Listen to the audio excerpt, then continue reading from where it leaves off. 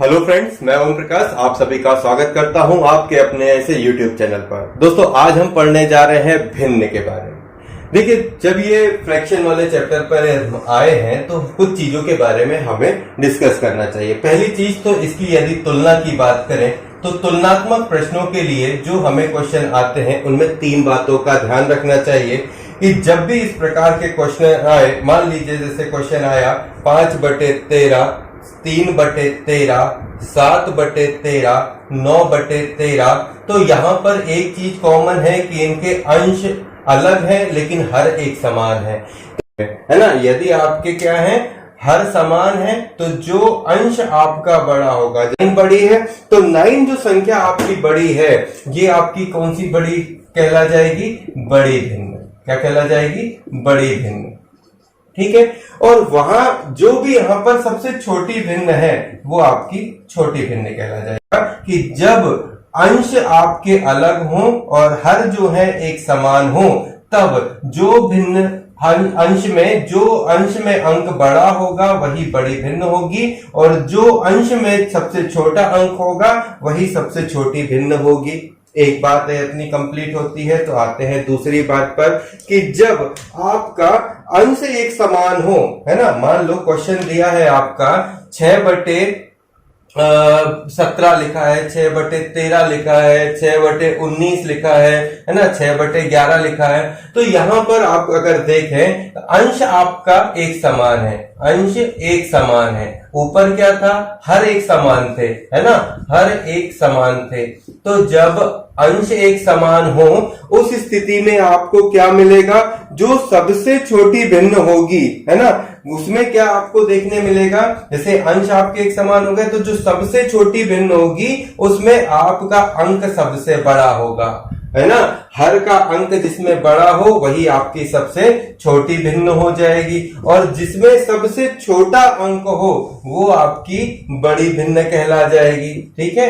तो ये बातें ध्यान रखनी पड़ेगी, ये कॉमन बातें हैं, ये भिन्न के नियम के अंतर्गत आती हैं। जब भी तुलनात्मक प्रश्न हमें पढ़ना हो उस स्थिति में हमें ये बातों का ध्यान रखना पड़ता है। एक बार रिपीट कर देते हैं, शायद आपके काम आ जाए। पहली बात ये थी कि तुलनात्मक प्रश्नों में हमें 2 बातों का खासकर ध्यान रखना है। जब भी हर समान हो, है ना, जब भी क्वेश्चन में इस तरीके से भिन्न दिख जाए कि उसमें आपके अंश और हर में हर समान हो, तब उस स्थिति में जो अंश की संख्या अंक बड़ा होगा, जो अंक अंश में बड़ा होगा वही बड़ी भिन्न होगी और जो अंक अंश में छोटा होगा वह छोटी भिन्न होगी। सेम बात आती है दूसरे में कि जब आपका अंश एक समान हो और हर भिन्न हो, तब उस स्थिति में जो भिन्न आपकी सबसे छोटी होगी अंश में, मतलब जो अंक आपका सबसे छोटा होगा अंश में, है ना, वहां पर आपको क्या मिलेगा? ये आपका 11 क्या है? सबसे छोटा है ना। 17, 13, 19, 11 में सबसे छोटा अंक जो होगा वही सबसे बड़ी भिन्न होगी और सबसे बड़ी भिन्न सबसे छोटी भिन्न होगी। तो आई होप सो ये आपको समझ में आया हो। अब आते हैं तीसरे और सबसे महत्वपूर्ण तुलनात्मक प्रश्न पर। देखिए, 2 बातें तो हमें समझ में आ गई भिन्न की, जिसमें हमने तुलनात्मक प्रश्नों के बारे में समझा। अब आते हैं सबसे महत्वपूर्ण बात जो कि बहुत ही जरूरी है, वो ये है कि यदि भिन्न के अंश और हर असमान हो, मतलब अंश भी अलग है हर भी अलग है, तब उन्हें हमें क्या करना पड़ेगा? दशमलव भिन्न में बदल देने के बाद ही छोटी बड़ी भिन्नों को निकालना होगा। फॉर सपोज मान लेते हैं, एक प्रश्न लेते हैं जिसमें अंश और हर दोनों ही असमान हो, तब हम देखें, जैसे मान लेते हैं 2/3 लिखा हुआ है, 4/7 लिखा हुआ है ना, 5/8 लिखा हुआ है ना, और ले लेते हैं 5/8। तो इसमें आपको मान लीजिए पूछता है कि आप छोटी और बड़ी भिन्न बताएं या फिर इसे कह दे कि आरोही क्रम में जमाएं। तो हमको इसमें सबसे पहले ये चेक करना होगा कि क्या अंश समान है? नहीं है। क्या हर समान है? नहीं है। जब ये दोनों बातें नहीं है तो हमें इसे दशमलव में बदल लेना पड़ेगा, है ना, हम इसे दशमलव में बदल लेंगे।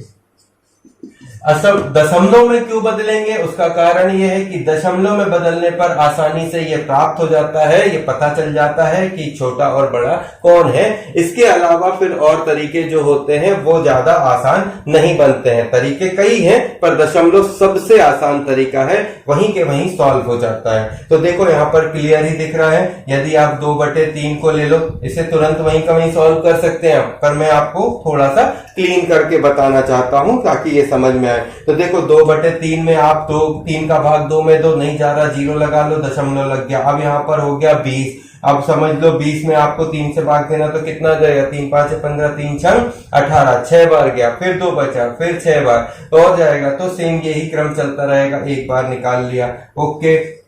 दूसरा देख लो 4/7, 4/7 में 4 में भाग 7 का नहीं जाएगा तो 0 लगा लो, दशमलव लग गया, ये 40 हो गया। 7 चौके 28, 7 पंजा 35, 5 बार चला गया, बचा 5 है ना। जब 5 बचा तो फिर क्या जाएगा, 7 49, 5 7, ठीक है, 7 टाइम्स, फिर 1 बचेगा, फिर 1 आ जाएगा। तो ये आपका 2 क्रम तक अपना ऑलमोस्ट क्या हो जाएगा, 3 क्रम तक उसे निकाला तो इसे भी निकाल देते हैं। तो ये इधर आ गया।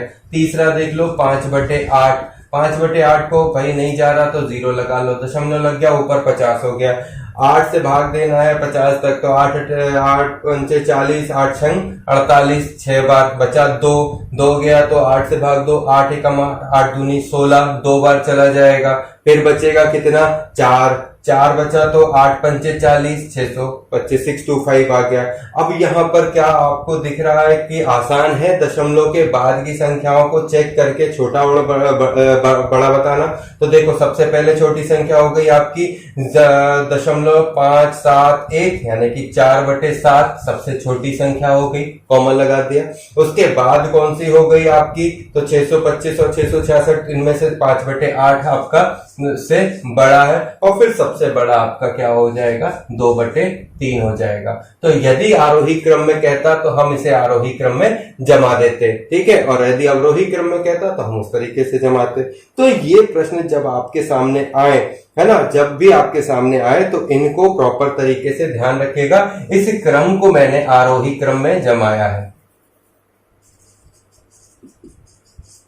इसे मैंने आरोही क्रम में जमा दिया है। आपसे अगर छोटी संख्या पूछता तो आप इसे बताते कि ये सबसे छोटी है, और अगर बड़ी पूछता तो आप बताते ये सबसे बड़ी भिन्न है, क्या, ठीक है। तो इस तरीके से हमारे प्रश्न यदि आपको समझ में आते हैं, ट्रिक्स आपको समझ में आती हैं, चैप्टर समझ में आता है तो चैनल को सब्सक्राइब करिए, चैनल को लाइक करिए, चैनल को शेयर करिए और बने रहिए हमारे साथ। चलिए मिलते हैं नए वीडियो में, तब तक लेते हैं इजाजत। जय हिंद, जय भारत। थैंक यू दोस्तों।